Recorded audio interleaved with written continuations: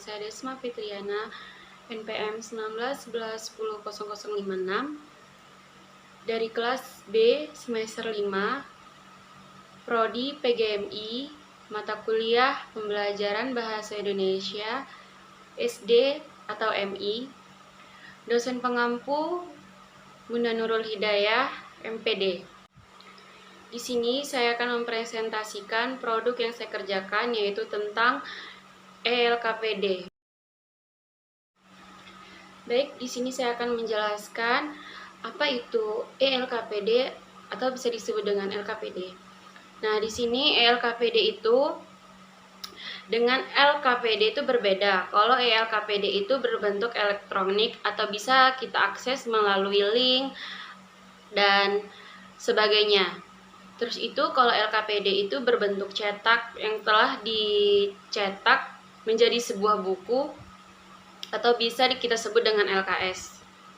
Nah, jadi LKPD itu adalah lembar kerja peserta didik adalah bahan ajar cetak yang merupakan media pembelajaran yang berbentuk teks yang berisikan materi kegiatan peserta didik mulai dari materi yang akan dibahas sampai soal latihan yang akan diselesaikan peserta didik, yang membuat semua kegiatan peserta didik itu lebih terarah dan membantu tenaga pendidik dalam memberi penilaian terhadap peserta didik.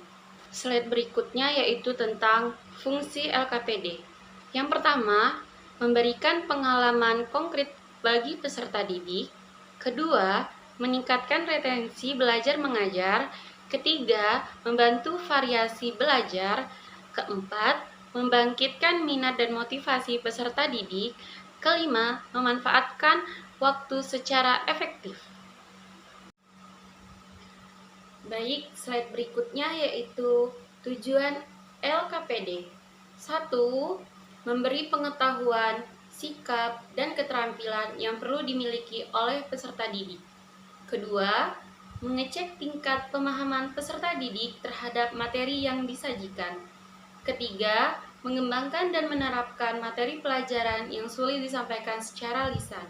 Keempat, membantu peserta didik dalam memperoleh catatan materi yang dipelajari melalui kegiatan pembelajaran. Baik, slide berikutnya yaitu unsur-unsur ELKPD. LKPD berisikan 8 unsur paling penting jika dilihat dari sisi formatnya, yaitu judul, kompetensi dasar, waktu penyelesaian, peralatan atau bahan yang digunakan untuk menyelesaikan tugas, informasi tugas, informasi singkat, lembar kerja, tugas, dan laporan yang dikerjakan. Baik, dilanjut dengan slide berikutnya yaitu penyusunan ELKPD.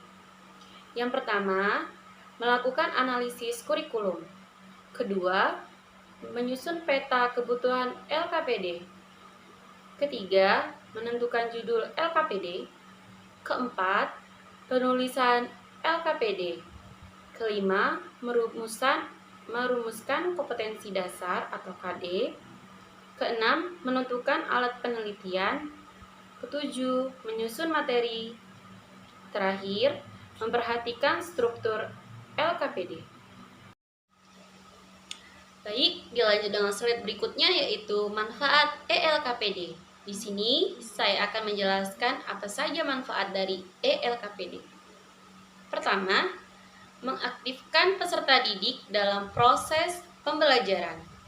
Kedua, membantu peserta didik dalam mengembangkan konsep. Ketiga, melatih peserta didik dalam menemukan dan mengembangkan keterampilan proses. Keempat, sebagai pedoman pendidik dan peserta didik dalam melaksanakan proses pembelajaran. Kelima, membantu peserta didik memperoleh catatan tentang materi yang dipelajari melalui kegiatan pembelajaran. Baik, slide berikutnya tentang kelebihan dari ELKPD. Nah, adapun kelebihan dari ELKPD itu, yang pertama, peserta didik dalam belajar dan maju sesuai dengan kecepatan masing-masing. Kedua, dapat mengulang materi dalam media cetakan dan peserta didik akan mengikuti urutan pemikiran secara logis. Ketiga, menambah daya tarik serta dapat memperlancar pemahaman informasi yang disajikan dalam dua format verbal dan visual. Keempat, peserta didik akan berpartisipasi, berinteraksi dengan aktif karena harus memberi respon terhadap pertanyaan dan latihan yang akan disusun. Terakhir, materi tersebut dapat diproduksi dengan ekonomis dan didistribusikan dengan mudah. Baik, slide berikutnya yaitu kelemahan ELKPD. Pertama, tidak dapat menampilkan gerak pada laman media cetak. Kedua, biaya percetakan akan mahal jika menampilkan ilustrasi, gambar, atau foto yang berwarna-warni. Ketiga, proses pencetakan media seringkali memakan waktu. Keempat, pembagian unit-unit pembelajaran dalam media cetakan harus dirancang sedemikian rupa. Kelima, jika tidak dirawat dengan baik, media cetakan cepat rusak atau hilang. Baik, masuk ke pembahasan inti. Di sini saya membuat produk ELKPD yang mengambil referensi dari buku tematik kelas 3 dengan mengambil 4 tema dan setiap tema terdiri dari 4 subbab. Adapun 4 tema yang saya ambil, yang pertama, pertumbuhan dan perkembangan makhluk hidup. Kedua, menyayangi tumbuhan dan hewan. Yang ketiga, benda di sekitarku. Keempat, kewajiban dan hakku. Untuk produk yang saya buat yaitu ELKPD terdiri dari kurang lebih 142 halaman. Nah, di 142 halaman itu tidak saya jelaskan semuanya, tetapi hanya bagian intinya saja yang saya jelaskan. Pada lembar pertama, saya membuat cover, di mana di cover itu saya mencantumkan lembar kerja peserta didik. Setelah itu di bawahnya ada kelas yang saya ambil yaitu kelas 3 semester 1. Setelah saya menulis kelas dan semesternya, di bawahnya saya mencantumkan nama, kelas, nomor absen. Setelah itu, saya mencantumkan tema satunya dan subtema 1. Sampai seterusnya untuk cover. Baik, di lembar kedua itu ada kompetensi dasar dan indikator. Nah, di situ saya mencantumkan judul dengan lembar kerja peserta didik. Setelah itu ada kelas dan semester yang saya ambil kelas 3 semester 1. Tema, saya ambil tema 1. Subtema 1 yang pertama. Udah itu muatan pembelajaran yang saya ambil bahasa Indonesia. Pembelajaran yang saya ambil pembelajaran ke-1. Terus alokasi waktunya itu 30 menit. Nah, terus tuh di bawahnya saya membuat kompetensi dasar dari muatan pembelajaran yang saya ambil. Ya, tadi bahasa Indonesia yang saya ambil muatan pembelajarannya. Baik, di slide berikutnya atau lembar ketiga itu saya membuat materi dari muatan pembelajaran yang saya ambil yaitu bahasa Indonesia. Nah, saya akan mencantumkan, di sini saya akan mencantumkan materi pembelajarannya. Tadi yang berhubungan dengan pelajaran bahasa Indonesia. Setelah itu, tujuan pembelajarannya saya cantumkan juga setelah materi pembelajaran. Baik, pada lembar keempat, saya mencantumkan alat dan bahan.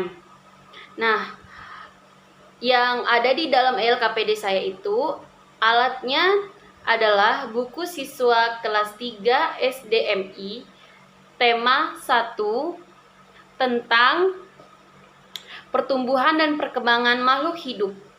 Terus itu, kedua, peralatan menulis.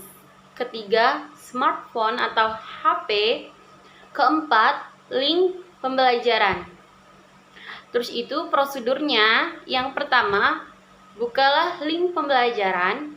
Kedua, setelah link terbuka, kemudian download materi tersebut kemudian diamati. Ketiga, bacalah teks bacaan tersebut. Keempat, kerjakan tugas yang tertera pada materi yang diberikan. Kelima, foto hasil karya yang telah dikerjakan.